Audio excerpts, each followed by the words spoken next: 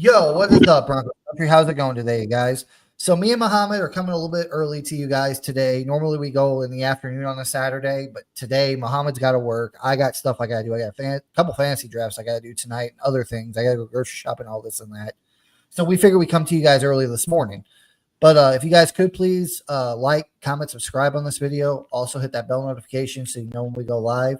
And again, invite your friends, your family, everybody in here. We're trying to boost our subscribers here. I think right now we're sitting at 60. We're trying to get more. So we want to try to hit 100. I would say by the time the season starts, but we'll see how that goes. So, but yeah, go ahead and do that, guys, please. And let's get into the show today.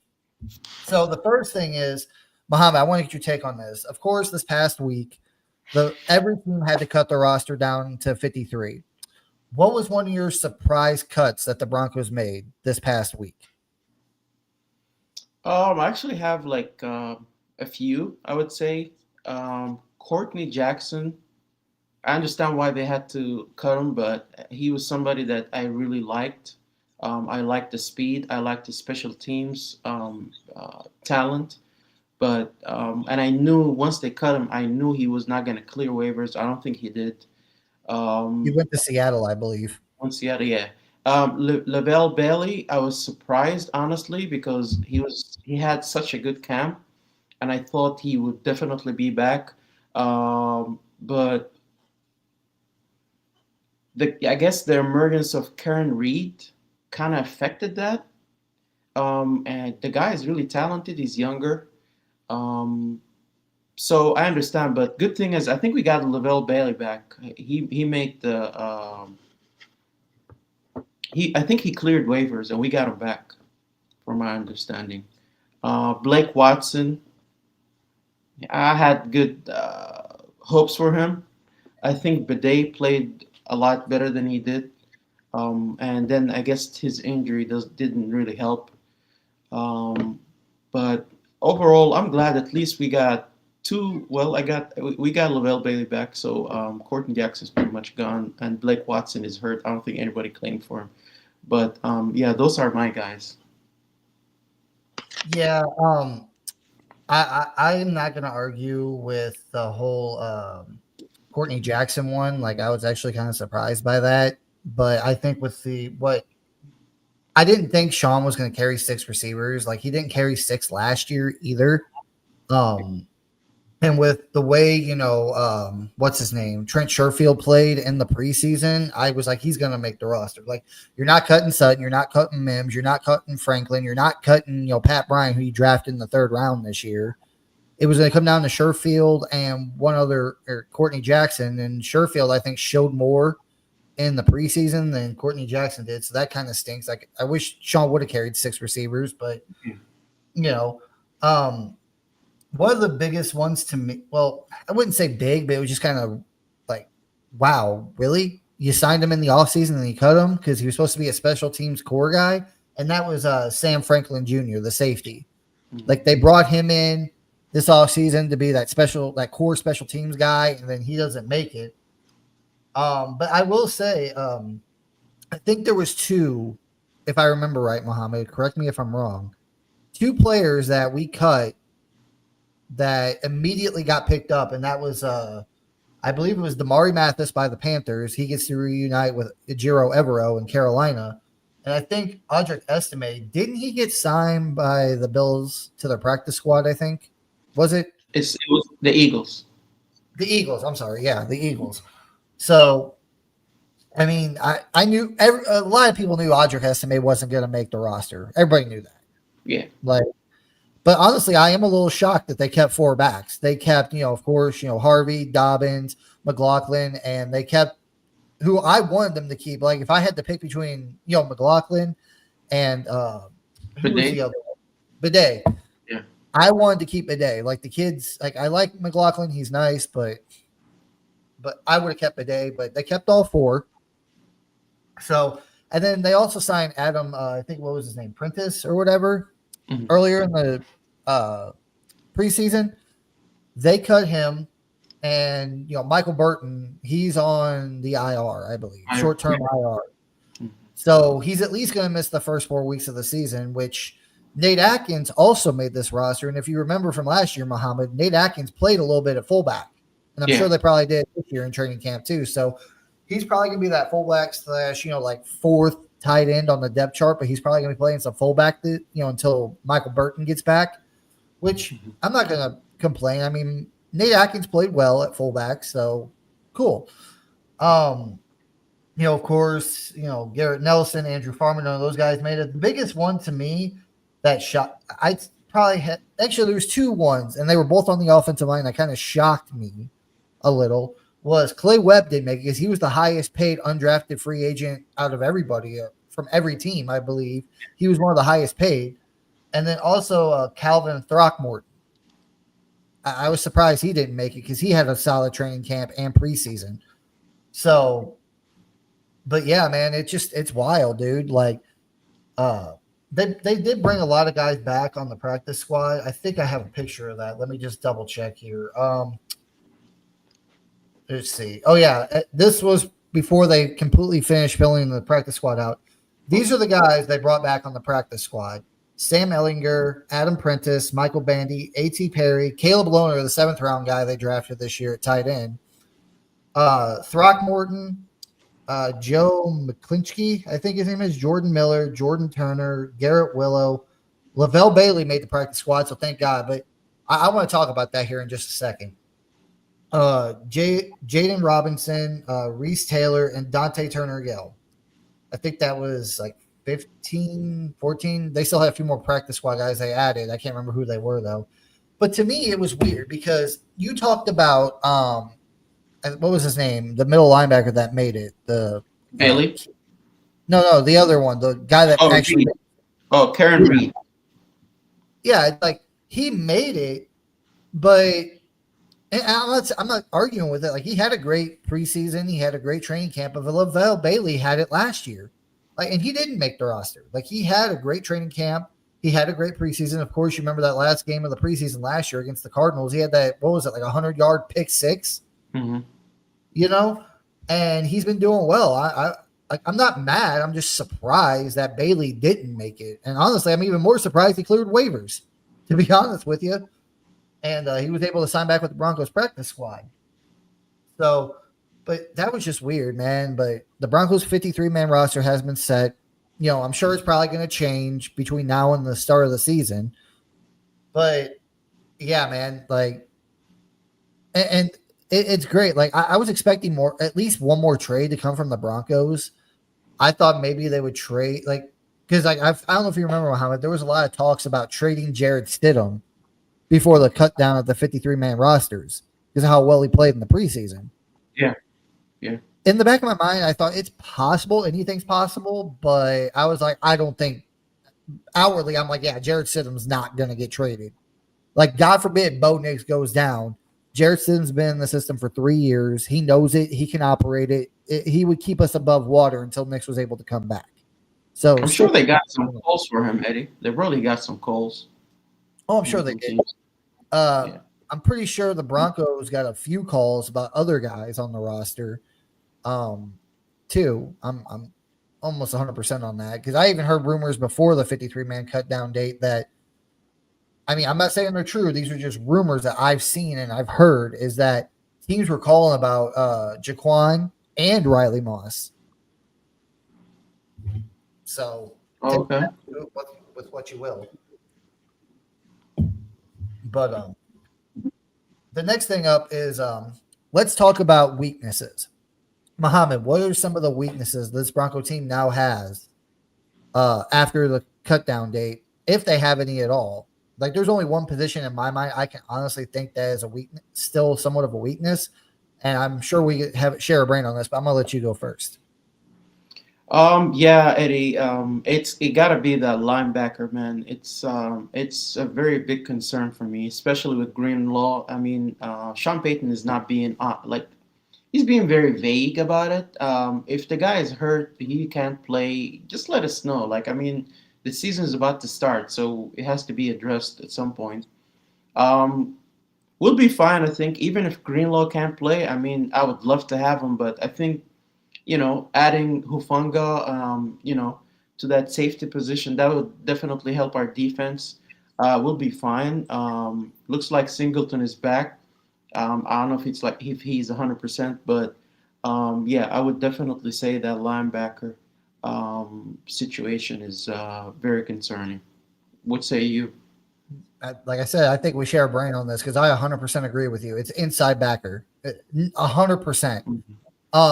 Because we heard Sean Payton say after the Cardinals game, of course, in the Cardinals game, none of the starters played. It was all the backups. And then after that game, we were going into the final week of the preseason against the Saints. He's like, the starters will play 8 to 10 snaps. I think they played a little bit more than that in the Saints game. I think they played like 15 or 16 snaps that game. But with that said, you saw all the starters out there except for who? Dre Greenlaw. I mean, we did the live stream last week during that game, and I talked about it. I'm like, where's Greenlaw? Has he even played a snap? No, he hasn't. And even earlier this week, Mohamed, they were talking about, we want to hold him back. He's not really practicing. Like, I'm sorry, that scares me. Like, what the hell is going on? You said he was good. You said the starters were going to play in that final preseason game, and Greenlaw didn't, and now he's limited in practice again. Like, I'll be fine with Greenlaw missing week 1. I mean, it's the Titans. Like, they don't have a running back. They don't have a tight end that scares you. I'm sure Singleton, Stranad, and, or the third string backer, I'm sure they'll be fine, against the Titans. But once you get to week 2, you're going to need Greenlaw. Mm-hmm. Yes, I understand it's against the Colts, but they got Jonathan Taylor and they got that young tight end who balled out in the preseason in Warren. Like, you're going to need Greenlaw in that game. Yeah. After week 1, you're going to need Greenlaw. So hopefully he's healthy and ready to go. But I agree. Like, what is it, Sean? Like, you say he's healthy, and then what? Did he retweak his hamstring or his whatever it was? Did he retweak something? Is that why he's not, playing in the final preseason game? Is that the reason why he was limited in practice this past week? Like, what is it? Like, I am nervous, Mohamed, because I'm fine with him. I'm 100% fine with him. Like, if he needs another week to heal, keep him out. Keep him out of week 1 because you're playing the Titans. You don't really need him for the Titans game. Yeah. You can get by with Stranad and, Alex Singleton. But come week 2, when you start facing a good running back, a good tight end, and then you got week 3 against the Chargers, they don't really have a tight end, but they got a good running game. And then week 4 against the Bengals, like, you're going to start needing him after week 1. You are. So I hope whatever the injury is, man, they want to send him out week 1. I'm fine with it. Let him freaking heal because we're going to need him down the stretch, and we're going to need him healthy. Eddie, I would like to add that, I understand when we signed him, it was a gamble and we didn't really pay him a lot. And it was a good deal for the Broncos, but we knew he was hurt. We knew his history, and it's okay. Just tell us so we know. Because like I said, Eddie, that was our weakness, I think, last year. And if he doesn't play and teams start running on us, that's going to affect our scores. It's going to affect the team. It's going to affect our future. So we just got to know. But I don't know, Eddie. I guess we shall see. And that's the thing, too. Next year, like, going into the draft, like, you got a lot of, like, you still haven't signed Nick Benito. You still have, who was the other one? I heard rumors, or I saw something on Twitter, I think it was Thursday, that they're now working on John Franklin Myers' contract. I heard about that, too. But they still haven't got Nick Benito done. Now, for all of you in Broncos country, let us know in the comments. Who would you rather re-sign? John Franklin Myers or Nick Benito? Personally, I'd rather have Nick Benito. Yeah.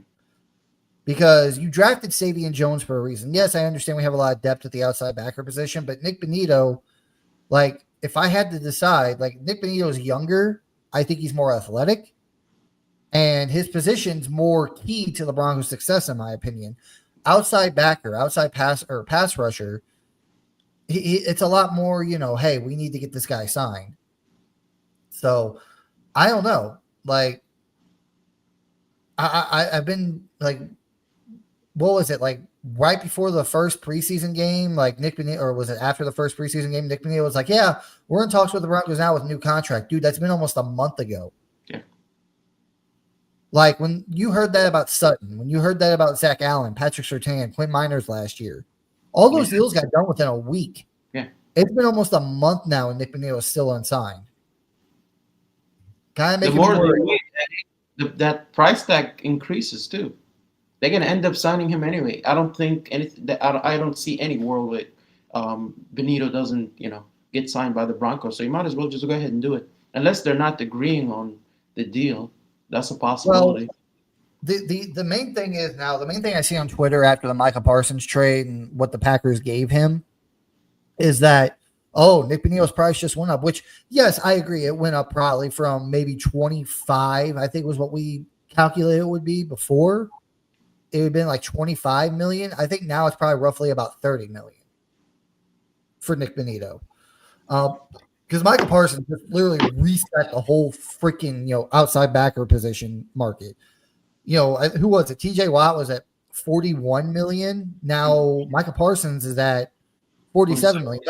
Let's be serious. Like, I love Nick Benito. I want him to stay on the roster, but he is not a Micah Parsons. No. He's not. He's not going to get he's not going to get even over, I don't think, 35 million a year. There's no way. I think his number has increased from 25 to maybe like 30 million, but I think like they'll probably land in somewhere between the 29 to 32 million dollar a year range. But he's not going to get paid. Like, I hate when people say that, because like they say it like, oh, well, is he going to get paid more than Micah Parsons? The way they're coming off with it, that's not going to happen. No. And if you meant that way or not, it don't matter. You should just verify. Like, no, I don't think his price is going to be more than Micah Parsons. I just think he's going to make more. But yeah, pretty much. But yeah, I'd rather have Micah Parsons on the team than John Franklin Myers personally. Because after this year, once you go into the draft next year, Luke Wattenberg's up after this year, so you're going to have to figure out what you do at center. There's talk about Ben Powers not being the guy after this year. They might move on from him. And then who is the other one? I'm having a brain fart right now. There was another one. It was 2 offensive linemen that you might move on after this year. And I think the other one was McGlinchey. No, McGlinchey, I think he's still good for another year after this year. Garrett Bowles is good. Miners is good. I think it's on the defensive side. Oh, duh. We were just talking about the inside linebackers. If Dre Greenlaw is injured, he doesn't play that much, and he's not, the future at that position. You got to think about what you're going to do with inside linebacker starting, this coming up off season. So inside linebacker, guard, and center are 3 big key positions you're going to have to worry about after this season. So I would get Nick Benito signed. Hopefully Savion Jones takes that next step, and you don't have to worry about paying John Franklin Myers. You can move on from him and then focus on center, guard, because I think a lot of people were talking about Gargiulo, the guy that went down in the preseason that tore his, I think it was his ACL, was going to be the guy to step up for Powers. But now that he's out for the year, we don't know. So it's like you got to get a new guard starting next year. You're going to have to probably get a new center. You're going to have to get a new inside linebacker. Dre Greenlaw doesn't turn out to be that dude if he can't stay healthy. I'm not saying football-wise. I'm just saying health-wise.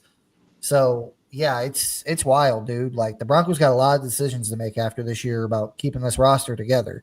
So, which is why a lot of people are probably going to hate me for saying this, Muhammad, but I have to say it. I love Courtland Sutton. I absolutely do. But if I were the Broncos, I wouldn't have paid Sutton. I would have kept, I would have kept Vele. I would have kept Pat Bryant to see one of those guys could be your wide receiver 1 for the next couple of years. And I would have used that money to maybe pay a Nick Benito or maybe pay, to maybe get a different guard or maybe pay Luke Wattenberg if you want to keep him or maybe go get another inside linebacker after this year. Like, that's just my personal opinion. Like, yes, wide receiver is important, but offensive line is more important. True. In my opinion. It's a lot more. It doesn't matter how good Courtland Sutton is. If your offensive line can't keep Bo Nix upright, then Courtland Sutton's contract ain't going to freaking matter. Yeah. If your offensive line starts falling apart. So that's just what I would have done. But before we move on to the next subject, Mohammed, we got a few comments in here. Let's get to them real quick. Michael Ronquillo said, "Good morning, Ed and Mohammed. Go Bo Broncos." What's up, man? Appreciate you being in with us. How do you feel about the start of the season being only 8 days away, Michael? Let us know in the comments, man.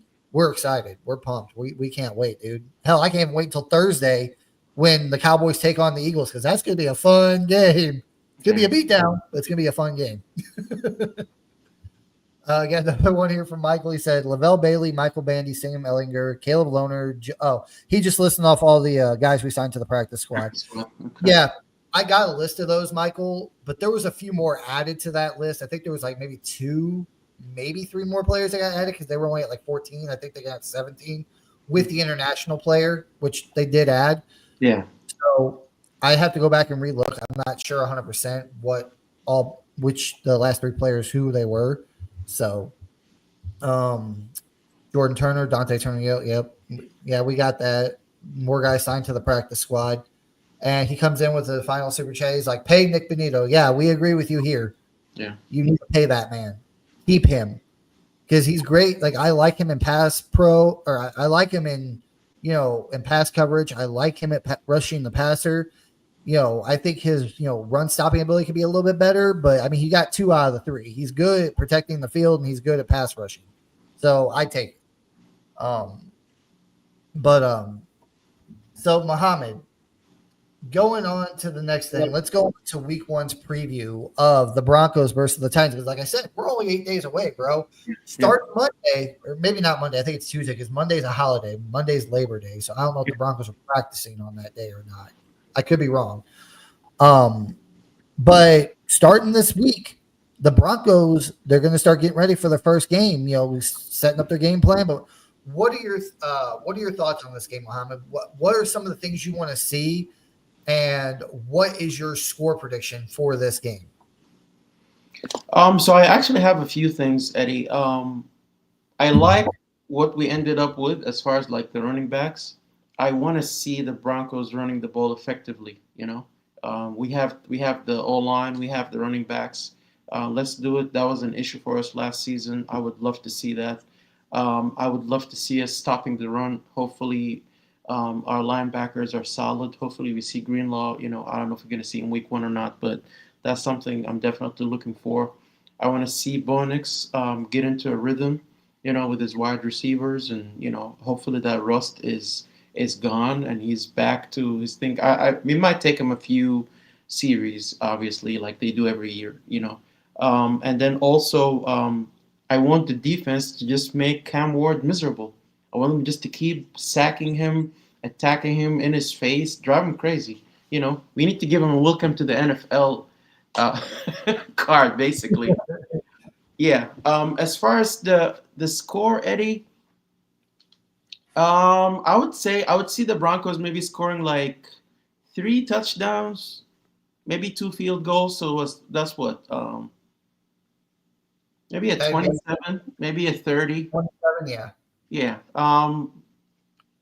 The Titans I don't think they're gonna do much. Maybe a touchdown and a field goal. So I'll give them like 10. So I'll say maybe 30-10 Broncos. Yeah. I kind of agree with what a lot you said. I mean, I want to see both. Like, what I want to see, the biggest thing I want to see in this game is I want to see the offense come out and dominate their first series. Like, I'm tired of this offense always starting slow. Don't get me wrong; they pick it up eventually. They'll pick it up and they'll get into a rhythm and they'll start going. I want them to come out kind of like they did last year against the Buccaneers. Do you remember that first series against the Buccaneers?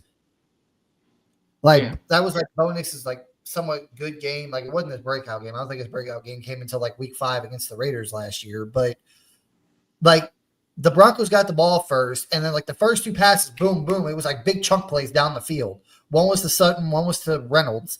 Like, that's what I want to see. I want to see this offense just go out of the gate on fire with their hair on fire. That's what I want to see. I also do want to see the linebackers. I want to see some of the rookies. I want to see Harvey. I know J.K. Dobbins is going to be the starter week 1, but I want to see Dobbins, by week 5, bro. I want to see him take over that starting role. And that's the latest. I want J.K. Dobbins to take that starting job and just be like, Dobbins, sorry, bro, this is mine. I want to see Barron out there. I want to see what he does, which I don't know if he's going to get a whole lot of playing time. It just depends on what the Broncos do, what kind of defense they run, whatever.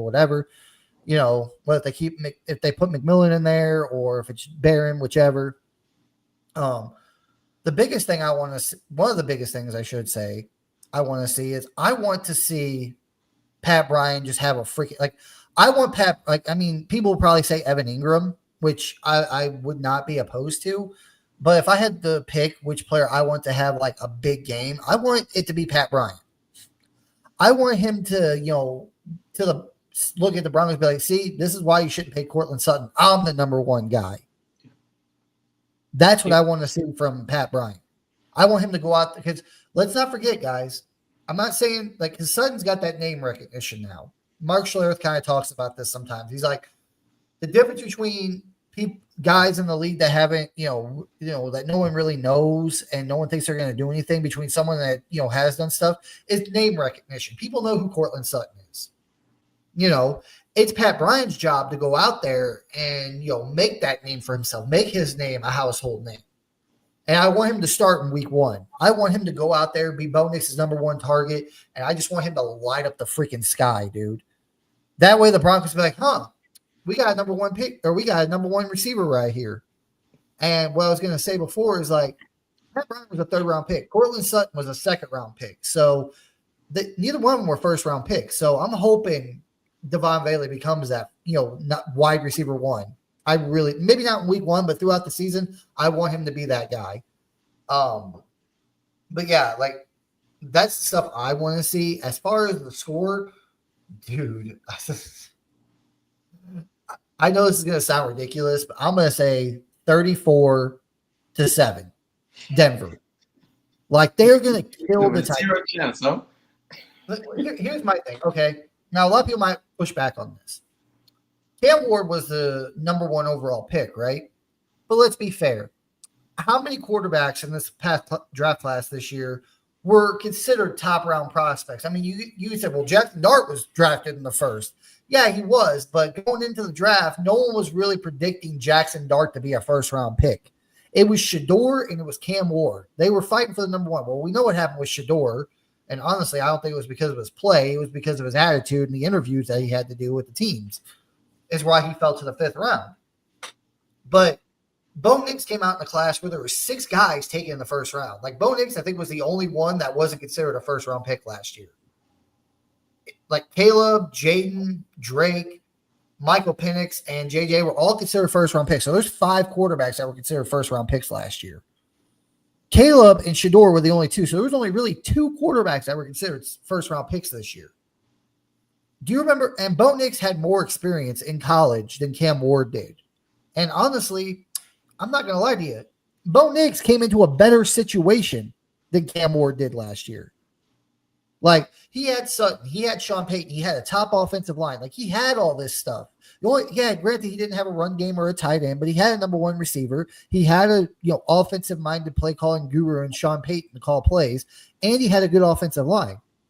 What is Cam Ward and Bo Nix struggled last year in Seattle, the first 2 games. He struggled against Seattle's defense, who was considered one of the best. He struggled against Pittsburgh's defense, who was considered one of the best. Now, what about this year? The Broncos defense, a lot of people are ranking them the best defense in the NFL before the season even starts. Yep. With the additions they made this year. Cam Ward, I want to see this kid succeed. I really do. But week 1, he's going to die. Like, I hate to say it, but I like Brian Callahan as a coach. He's not Sean Payton.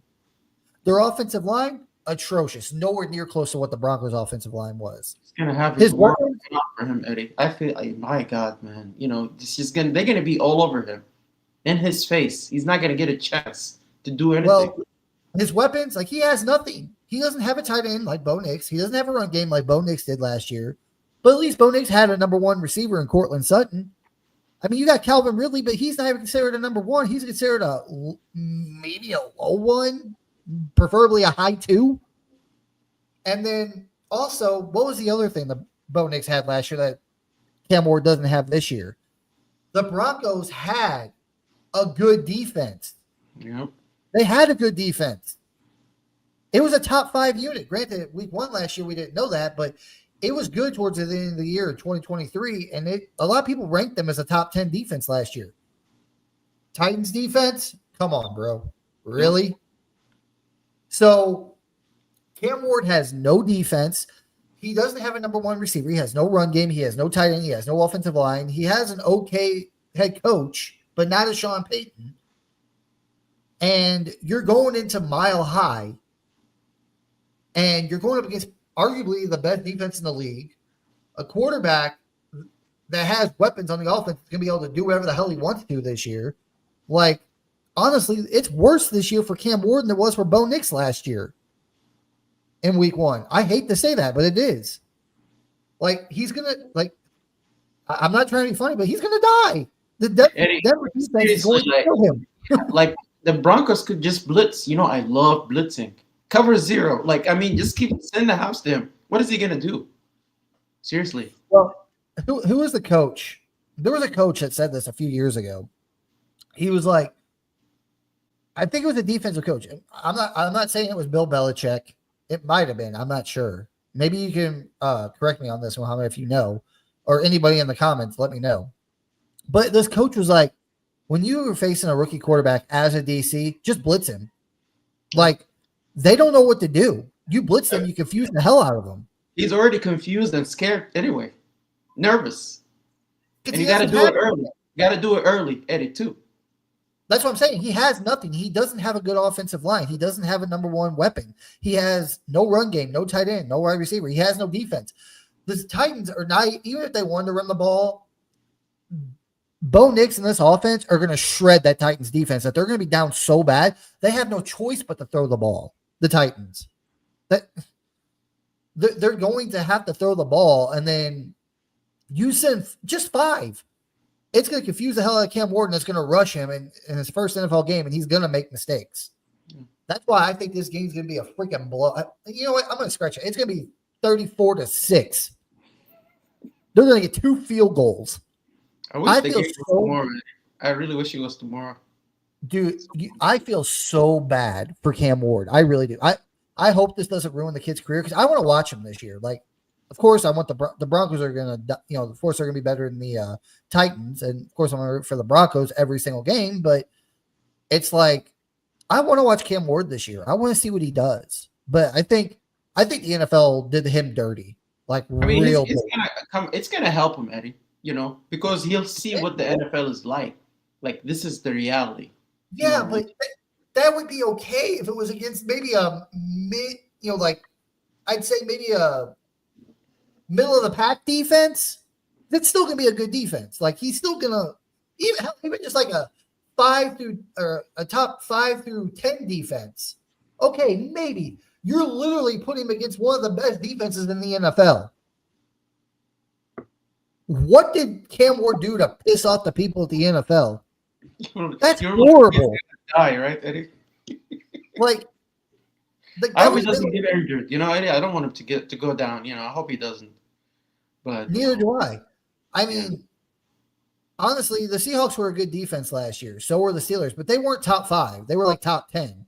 Mm-hmm. I think the best defense last year in the league going into the season, I want to say was, you could maybe say the Chiefs. Yeah.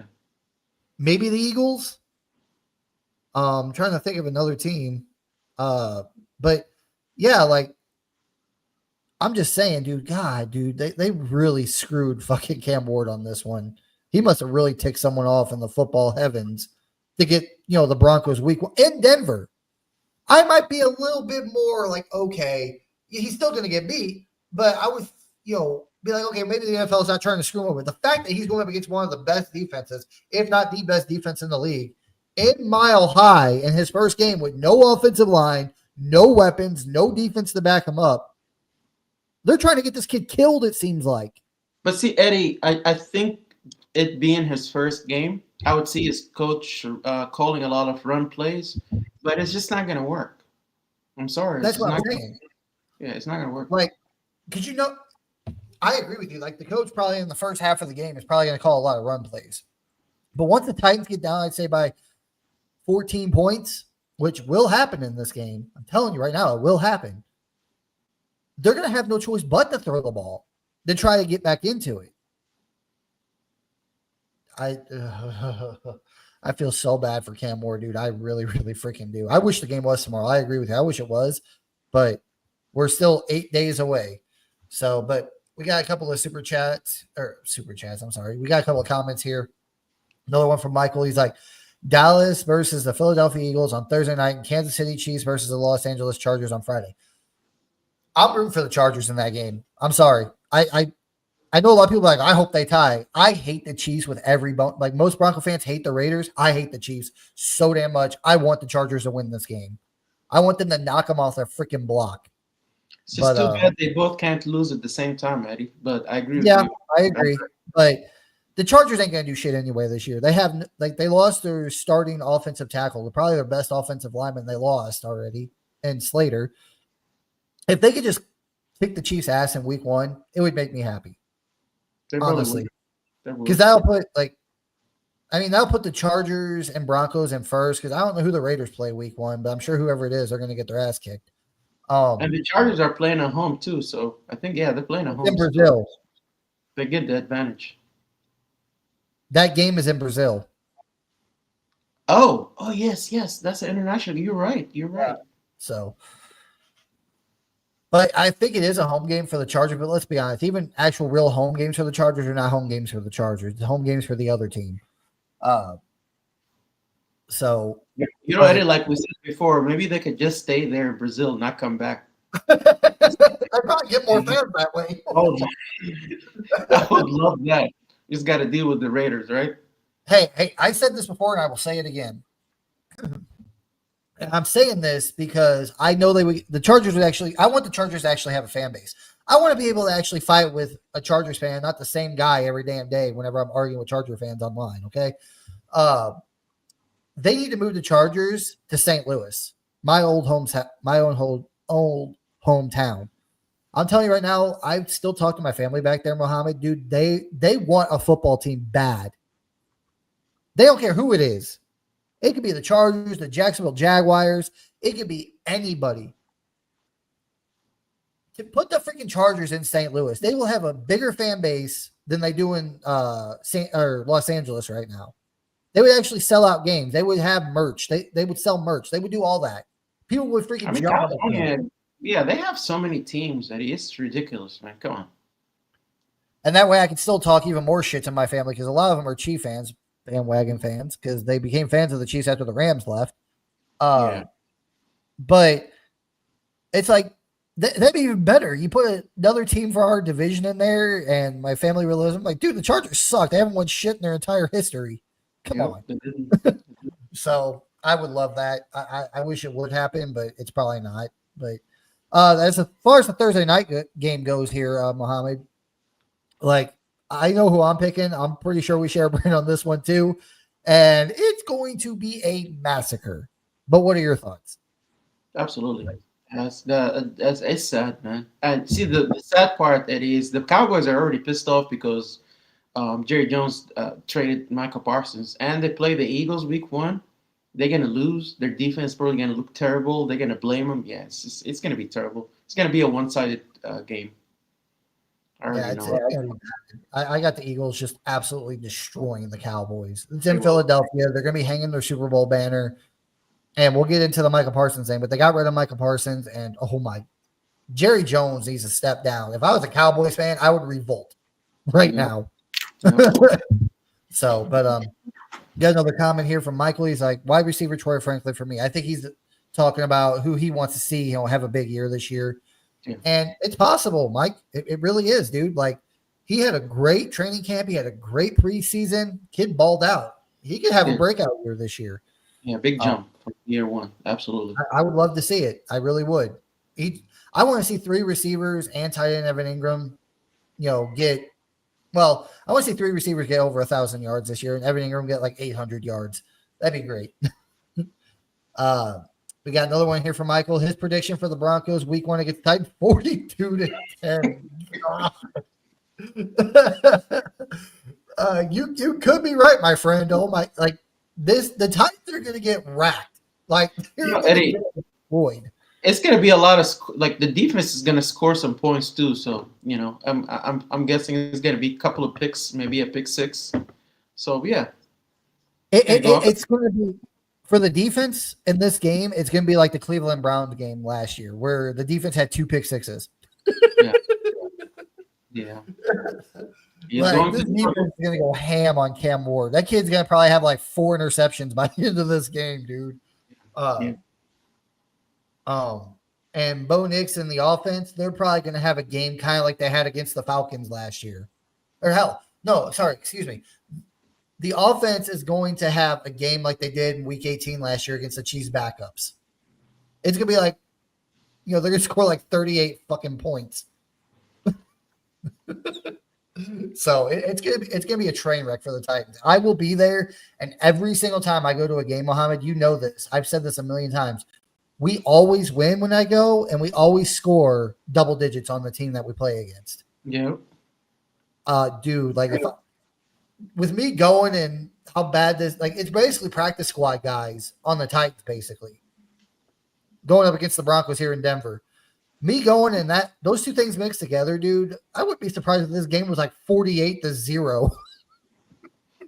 It could get up there, Eddie. I wouldn't be surprised. Oh my god, dude.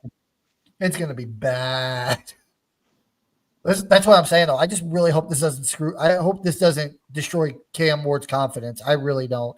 Because I want to watch this kid this year. I want to see what he does after this game, of course, but really hard road game for him. He's gonna be all right, Eddie. And I guess he already probably knew that this is gonna be a top defense, so he's probably gonna know what to expect. And it's sad, the coach would try to run the game, run the ball, say, hey, do a lot of run, but it's just not gonna work. When you have him throw it deep, it's gonna probably get intercepted or batted down or something. The defense is just gonna harass him all day.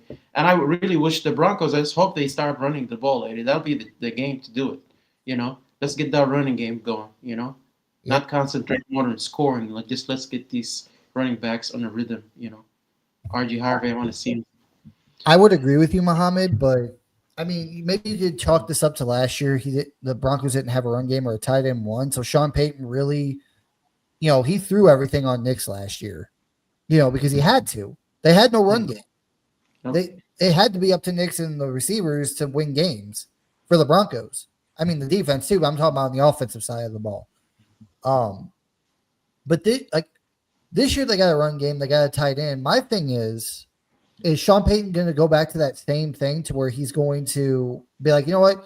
No, I want Bo Nix to throw this ball. We want to be a pass first team. I want Bo Nix to air this out. Because there's still a lot of people that are skeptical about Bo Nix. That's going to piss me off, Eddie. What's the point of, getting RG Harvey and then Dobbins and, come on. Let's have some kind of balance. And remember last year when he had in his thing, he's saying run the ball and he wasn't doing it. I mean, I guess he didn't have the running back to do it. So this season, you can make an excuse for that. He didn't have any running backs who could run the ball effectively enough. But I don't know. I could be wrong on this, Mohammed, but I don't know. Like Peyton seems like the kind of guy to me is like he is like the smartest guy in the room in his mind. And he's gonna prove this season again why people bashing Bo Nix and saying he still took him too high and whatever. He's gonna be like, no, I'm gonna show you how Bo Nix is. You're gonna see a lot more passing than running. I see your point. It's the ego, man, and that kind of scares me too because your ego could get you in a lot of trouble too. So, but we'll see. We'll have to wait and see. I could be wrong on that. Sean Payton might have just did that last year because, again, like I said, he didn't have a run game. This year he has a run game, so he might be more balanced. That's what I'm hoping for. Don't get me wrong. I want to see Bo Nix air it out. But I want a balanced offensive attack. I want to see the run game. I want to see the passing game. I don't want to have to sit here and be like, hey, Bo Nix, go out there and throw it 40 times a game. I don't want to see that. Yeah.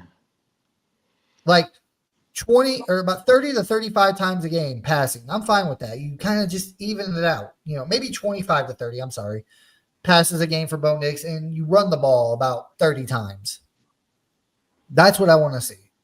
So, but before we move on to our last thing, the thing I wanted to touch on, Mohammed, now with this will kind of touch into our last subject, but with the Micah Parsons trade going down in a couple days ago, and him getting traded from the Cowboys to the Green Bay Packers. Like, even with Parsons on the Cowboys, I had the Broncos beating the Cowboys because we've been beating the Cowboys since I think 95. Like, we've always kicked their ass. Doesn't matter if it was in Jerry World or if it was here in Denver, which this year it's here in Denver. So we're still going to win that game. I have no doubt in my mind. I have the Broncos still going 13-4 this year, but there's two games I want to switch around. But I want to get your take, Muhammad. Does this change anything for you? Honestly, Eddie, not really. I know with the Cowboys, I thought we're gonna. They always have an issue playing the Broncos. Doesn't matter what kind of team they have. Even when we're like not doing too well, we always just demolish them for some reason. We match up pretty well against the Cowboys. It's a lot of fun, right? But this makes it even worse. As far as the Green Bay Packers, Eddie, I don't know, and I think people might disagree with me. They just do not scare me at all, Eddie. I don't really see them. They're not on that level where we're talking about, the Eagles, maybe the Commanders, Bills, or even the Ravens, And that's why I was kind of surprised when they traded for Micah Parsons. I'm like, I don't think you're that close where you just add one player and that will just immediately put you in a Super Bowl thing. Like if you add Micah Parsons to the Broncos, I would actually say that, Eddie. Our chances become really higher, right? But it doesn't really change anything for me. So go ahead. Yeah. The reason why, well, I want to start off by saying this first. The Packers did jump. I can't remember if they were ranked to, finish third or second in their division this year. But with the Micah Parsons trade, they have now jumped to win that division. Like the Packers are a good team. Like I like Jordan Love. I think he's a good quarterback. I like Matt LaFleur. I think he's a good coach. And their Super Bowl odds jumped too after this trade. A lot of people are talking about them going, maybe possibly making the Super Bowl this year. Before the Parsons trade, it's like, yeah, the Packers will probably make the playoffs, but they'll probably get eliminated. They ain't gonna make. They're actually having legit conversations now about the Packers making the Super Bowl. And ironically, they're talking about, oh, wouldn't it be funny if it was the Packers and Broncos in the Super Bowl? Dude, that'd be wild. But I do think this makes the Packers better. It does make me a little bit more scared of them because they still have Rashawn Gary. They still have some good receivers. They have a good running back in Josh Jacobs, who always torches the freaking Broncos for some goddamn reason. So we play the Packers this year in Denver. And initially I had the Broncos beating the Packers. But I still get, like I said, I still get the Broncos going 13-4, but there's two games I want to switch because it's not just because of the Parsons trade, but because a lot of the stuff I've been hearing and seeing with the Chiefs, like, yeah, Mahomes looked good in the preseason, but their offensive line is still bad. Their defense doesn't look as dominating. The receivers, I mean, they're going to have what's his name? Rashee Rice. He's going to be suspended for 6 games now. The receiving core is still up in the air. I know a lot of people are probably going to be shocked to hear me say this, but if you guys remember earlier in my predictions this year, I had the Broncos beating the Chiefs at home 100%. I had them losing to the Chiefs on Christmas Day in Kansas City. I'm flipping 2 games. Broncos are going to lose to the Packers, and they're going to sweep the Chiefs this year. Book it. They will beat them. They will sweep the Chiefs. I think they still lose to the Raiders because, honestly, the Raiders, like, I don't know, man. Like, I feel like Brock Bowers, Ashton and the Jeanty. running game, Ashton Jeanty, their defense is, it's going to be a high scoring game. Don't get me wrong. And the reason why I, say that is because Pete Carroll has literally had the Broncos number over the past 10 years. So I think they're going to at least win one of those, the Raiders. I think the Chargers, we split with them, but I do think we sweep the Chiefs. The reason why I say that is because the Chargers are, as much as I don't think Jim Harbaugh is going to win the Super Bowl, because I don't, he's not going to win this division either. They're still going to be a hard-fought win. They're going to want to run the ball, and this Broncos run defense still has me a little concerned. I'm not going to lie, it does. The Chiefs, no receivers that you should be worried about, no running back you should be worried about. Travis Kelce is washed. I don't care what people say he is. The offensive line is still bad, and the defense is aging. They don't look as dominating as they have in years past. So I'm going to say the Broncos sweep the Chiefs and they lose to the Packers. And honestly, I'd rather lose to the Packers anyway because that's an NFC team. Like, that doesn't affect your playoffs other than just like winning the game. it doesn't affect your playoff standings. Sweeping the Chiefs, dude, that gives you a chance to really win this division. True. You sweep the Chiefs, you're probably going to win this division. So that's what I think is going to happen. You can book it down right now. August 30th, 2025. I got the Broncos sweeping the Chiefs this year. So let's see. Got any more? No, we don't have any more comments. But the last thing I want to get into, and before that, please, guys, like, comment, subscribe on this video. Also hit that bell notification so you know when we go live. Last thing I want to get into for the day, we're at 50 minutes, Mohammed. I want to get what was your gut reaction to the fact the Cowboys traded their best player, Micah Parsons, to the Green Bay Packers? What was your initial reaction to this? I was really shocked at it. A friend of mine actually sent me, like, he broke the news to me, and I actually thought it was fake. I had to actually go on the NFL website, and I looked, and I was like, oh my God, they actually really did. And then when I saw what they traded him for, I was like, it's very strange, and it's an AFC team. Like, come on, what are you doing? And then I just didn't see it coming, Eddie. I really thought Jerry Jones was bluffing, and I thought he was going to end up paying him the money anyway, because that's face of the franchise. And we talked about it before we went live, Eddie. He had an interview with Stephen A. Smith, and he was speaking highly of him, saying that, yeah, I told Micah Parsons to have his agent call me and all this stuff, and then you're going to end up trading him. If you're rebuilding, just go ahead and rebuild. Start, trading your players, but don't tell us that no. And you mentioned something. I didn't watch the interview. You mentioned something about him saying that after the trade that it doesn't really matter, like Micah Parsons wouldn't affect how many games they win or something. That's just insane to me, Eddie. It doesn't make any sense. And all you got is 2 first-round picks and a player. I mean, I was thinking you will start with 3 first-round picks, a couple of more picks maybe, and a couple of players. But no, it was just a stupid deal to begin with. My initial reaction, I was literally at work. I was pulling a truck into the shop, and I saw the thing come across my screen. Micah Parsons has been traded to, and of course it cut off. Mm-hmm. And I'm like, huh? So I clicked on it. It said Michael Parsons has been traded to the Green Bay Packers. I was like, yeah, okay, sure he has. So then I went on Twitter, and I went through Twitter. About 2 seconds on Twitter, I was like, I started laughing, like crazy laughing. I was like, what in the hell is Jerry Jones doing? Oh my. It took about another hour after the news broke of him being traded for it to come out what the actual compensation was. So I'm just like, well, everybody's like, what's the compensation? What's the compensation? And I'm thinking, in my mind, I'm thinking it has to be at least 3 first rounders, maybe a second, maybe a couple of players, something of that nature. Because that is a cornerstone, blue chip, generational talent, Micah Parsons. Yes, it's not a quarterback, but if you talk to anybody in the NFL, what's the biggest positions you need in the NFL today to win? Quarterback, offensive line, defensive line, which, if you want to be technical, includes pass rushers. Because the defensive line is what helps stop the run and get after the quarterback. And that's pass rushers too. So that's mixed in there with that. Whenever an hour went by and I looked, and it said 2 first and 30-year-old defensive tackle Kenny Clark, my mouth hit the freaking floor. I was like,